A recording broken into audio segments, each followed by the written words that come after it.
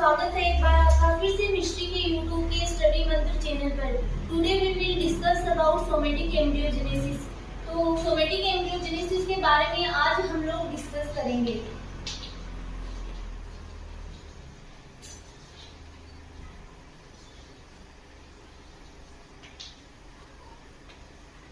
ये हम लोग सारे टॉपिक स्टूडेंट्स किसके बारे में पढ़ रहे हैं कि प्लांट रीजनरेशन किस प्रकार से होता है, कि ये सारे अलग अलग मेथड है। जैसे हम लोगों ने ऑर्गेनोजेनेसिस के बारे में डिस्कस किया था, वो भी एक प्लांट रीजनरेशन का ही मेथड है।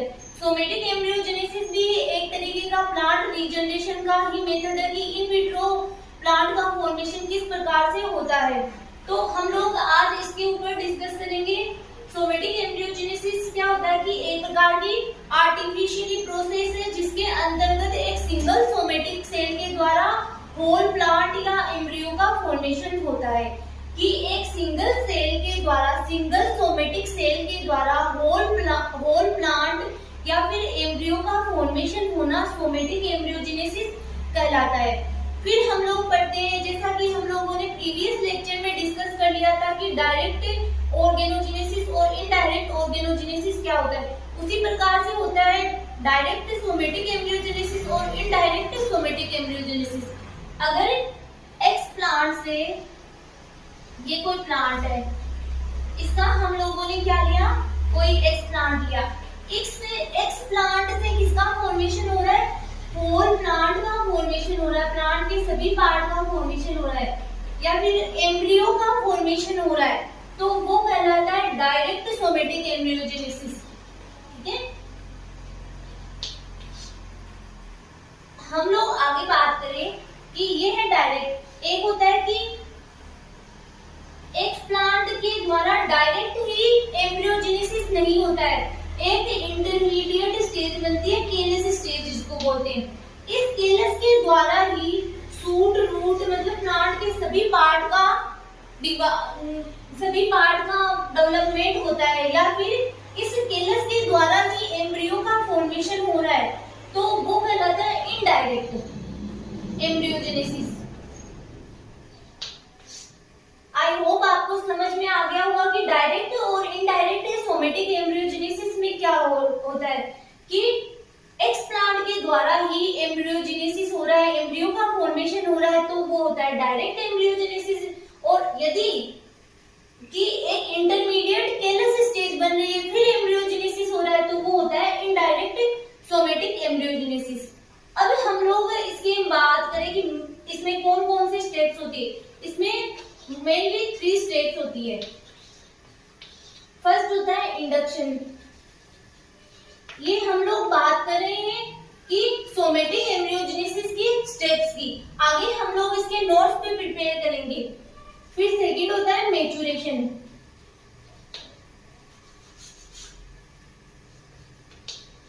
थर्ड होता है कन्वर्जन। तो स्टूडेंट्स की फर्स्ट जो हमारी स्टेप है मैच्योरेशन, फर्स्ट है इंडक्शन। क्या होता है कि केलस में सबसे पहले केलस का फॉर्मेशन होता है, उस केलस में क्या होता है, इंडक्शन होता है, जिससे कि मेरिस्टेमेटिक सेल्स का फॉर्मेशन होता है। मेरिस्टेमेटिक सेल्स का फॉर्मेशन होने के बाद में उसको बोलते हैं ECS, एम्ब्रियोजेनिक क्लम्स। जो केलस में इंडक्शन हुआ, मेरिस्टेमेटिक सेल्स बनी डिफरेंट डिवाइड होकर के, उसको बोलते हैं एम्ब्रियोजेनिक क्लम्स। ठीक है, फिर होता है कि ये क्या होता है कि ये इस मैच्योरेशन की फर्स्ट स्टेप होती है, मतलब कि एम्ब्रियो मैच्योर होने जा रहा है, तो उसकी फर्स्ट स्टेप है एम्ब्रियोजेनिक क्लम्स। फिर होता है मैच्योरेशन। मैच्योरेशन में क्या होता है कि बहुत सारे एम्ब्रियो का फॉर्मेशन होता है, जिसमें globular embryo, heart shape embryo, torpedo, इनका फॉर्मेशन होता है। फिर ही एक प्लांटलेट का फॉर्मेशन होता है, जिसको हम आगे डिस्कस भी करेंगे। फिर है कन्वर्जन। कन्वर्जन में क्या होता है कि जो हमें एम्ब्रियो बन गया है, उससे एक सीडलिंग बनने के लिए वो रेडी हो जाता है, मतलब हमें प्लांटलेट प्राप्त। आगे स्टूडेंट्स सोमेटिक एम्ब्रियोजेनेसिस। फिर इसकी हम लोग डेफिनेशन नोट डाउन करते हैं कि somatic embryogenesis is an artificial process.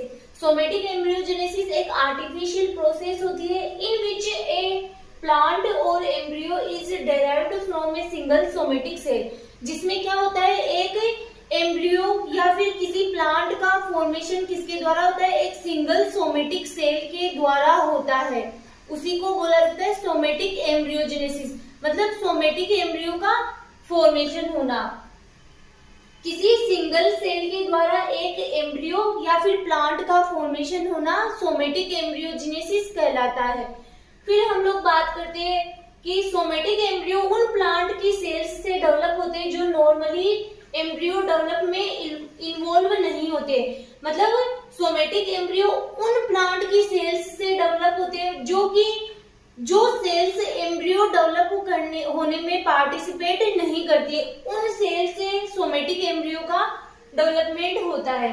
There are two ways of somatic embryogenesis, जैसा कि हम लोगों ने बात कर ली कि एक होता है डायरेक्ट एम्ब्रियोजेनेसिस, एक होता है इनडायरेक्ट एम्ब्रियोजेनेसिस। डायरेक्ट एम्ब्रियोजेनेसिस मतलब जिसमें कि क्या होता है कि कोई भी इंटरमीडिएट स्टेज नहीं बनती है, डायरेक्ट ही एक्सप्लांट से एम्ब्रियो का फॉर्मेशन होता है, वो यहाँ पे लिखा हुआ है डायरेक्ट सोमेटिक एम्ब्रियोजेनेसिस और indirect somatic embryogenesis. In this process embryo is developed without any intermediate callus stage, मतलब इसमें कोई भी इंटरमीडिएट स्टेज नहीं बनती है। इसके ऊपर हम लोग पहले भी डिस्कस कर चुके, जो प्रीवियस लेक्चर था उसमें भी हम लोगों ने डिस्कस किया था कि डायरेक्ट ऑर्गेनोजेनेसिस, उस टाइम हम लोगों ने एम्ब्रियोजेनेसिस के बारे में भी डिस्कस किया था। फिर इनडायरेक्ट सोमेटिक एम्ब्रियोजेनेसिस मतलब कि इसमें क्या होता है कि एक केलस स्टेज बनती है, फिर उससे शूट और रूट का फॉर्मेशन होता है या एम्ब्रियो का फॉर्मेशन होता है। In this process the embryo is developed with an intermediate callus stage.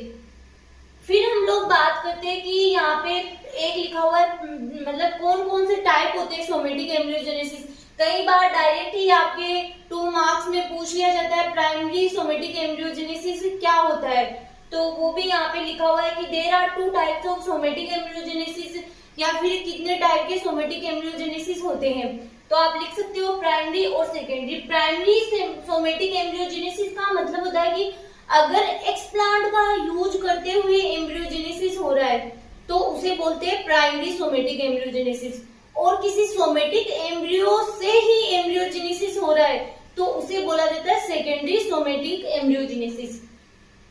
यदि एक्सप्लांट का यूज करते हुए एम्ब्रियोजेनेसिस हो रहा है तो उसे बोला जाता है प्राइमरी सोमेटिक एम्ब्रियोजेनेसिस कहा जाता है। फिर है सेकेंडरी सोमेटिक एम्ब्रियोजेनेसिस। यदि किसी सोमेटिक एम्ब्रियो से ही एम्ब्रियोजेनेसिस हो रहा है तो उसे सेकेंडरी सोमेटिक एम्ब्रियोजेनेसिस कहा जाता है। ये समझ में आ गया होगा आपको कि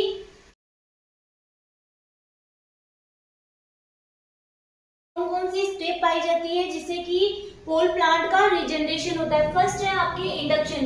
क्या होता है स्टूडेंट्स की सबसे इंडक्शन मतलब प्रेरण, कि केलस में इंडक्शन होता है, ठीक है, जिससे केलस क्या होता है डिफरेंशिएट होकर मेरिस्टेमेटिक सेल्स बनाता है, कि केलस डिवाइड होकर मेरिस्टेमेटिक सेल बनाता है जिसे एम्ब्रियोजेनिक क्लम्स कहते हैं, ECS कहते हैं। कि केलस में क्या हुआ, इंडक्शन हुआ, इंडक्शन होने पर वो क्या बनाएगा, डिवाइड होगा, डिवाइड होकर डिफरेंशिएट होकर के मेरिस्टेमेटिक सेल बनाएगा और उसी को बोलते हैं ECS। नेक्स्ट है मेचुरेशन, कि जो एम्ब्रियोजेनिक क्लम्स होते हैं उन्हीं में ही हम मतलब उनके ही आगे क्या बनते हैं, मेच्योर एम्ब्रियो का फॉर्मेशन होता है। जैसे कि ग्लोबुलर एम्ब्रियो, ग्लोबुलर से बनता है heart shape embryo, heart shape से टॉर्पिडो। ये सारे स्टेप्स हम लोगों को किसके बाद में देखने को मिलते हैं, केलस में इंडक्शन के बाद में देखने को मिलते हैं। तो लिखा हुआ है यहाँ पे in this phase somatic embryo into somatic embryo change into, यहाँ पे चेंज आएगा, change into mature embryo, mature embryo to globular embryo to change into heart shaped and the mature embryo. कि यहाँ पे लिखा हुआ है स्टूडेंट्स की सोमेटिक एम्ब्रियो किसमें चेंज होता है, मेच्योर एम्ब्रियो, और मेच्योर एम्ब्रियो में क्या क्या आ जाते हैं, ग्लोबुलर एम्ब्रियो, हार्ट शेप और टॉर्पिडो स्टेप आ जाती है। उसके बाद में हम लोगों को एक मतलब प्लांटलेट का फॉर्मेशन होता है। फिर है कन्वर्जन। कन्वर्जन में है कि mature embryo germinate to produce seedling. Mature embryo क्या होता है, जर्मिनेट होता है और क्या किसका प्रोडक्शन करता है, सीडलिंग का, नवोद्भिद का प्रोडक्शन करता है। इसको हम लोग, ये तो मतलब इसके स्टेप्स है कि सोमेटिक एम्ब्रियोजेनेसिस की क्या क्या स्टेप होती है, इसका मेथड हम लोग नेक्स्ट लेक्चर में डिस्कस करेंगे। कि ये यहाँ पे मैंने जो डायग्राम बताया उसको मैं और अच्छे से आपके नेक्स्ट जो लेक्चर आएगा उसमें और अच्छे से इसके बारे में हम लोग डिस्कस करेंगे कि मेच्योर प्लांट है, इसका क्या लिया हम लोगों ने, एक्स प्लांट लिया, ठीक है। इसमें क्या हुआ, एक्स प्लांट में केलस का फॉर्मेशन हुआ। तो यहाँ पे केलस का फॉर्मेशन ये जरूरी नहीं डायरेक्ट क्या हो सकता है, एम्ब्रियो का भी फॉर्मेशन हो सकता है। ये हम लोगों ने मतलब लिया है, बाकी हम लोगों ने पढ़ा है कि डायरेक्ट एम्ब्रियोजेनेसिस और इनडायरेक्ट एम्ब्रियोजेनेसिस क्या होता है। तो कि केलस का फॉर्मेशन हो गया, केलस के फॉर्मेशन के बाद में सस्पेंशन कल्चर करवाते हैं इसको। सस्पेंशन कल्चर क्या होता है इसको भी हम आगे स्टडी करेंगे।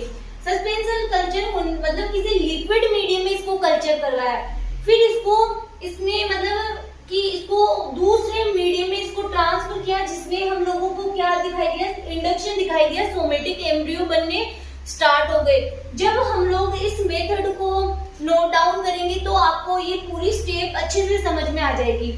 फिर इंडक्शन ऑफ सोमेटिक एम्ब्रियो। अब ये सोमेटिक एम्ब्रियो में क्या क्या है, मतलब ग्लोबुलर स्टेप है, ग्लोबुलर मतलब अलग अलग तरीके के एम्ब्रियो दिखाई दिए। Globular to heart shape to torpedo. फिर टोरपीडो से हमें क्या मिला है, प्लांट लेड का फॉर्मेशन मिलता है।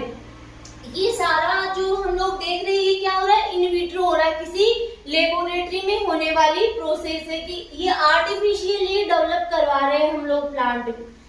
नेक्स्ट लेक्चर में हम लोग इसके मेथड को स्टडी करेंगे और इस जो ये डायग्राम बना है इसको हम वापिस से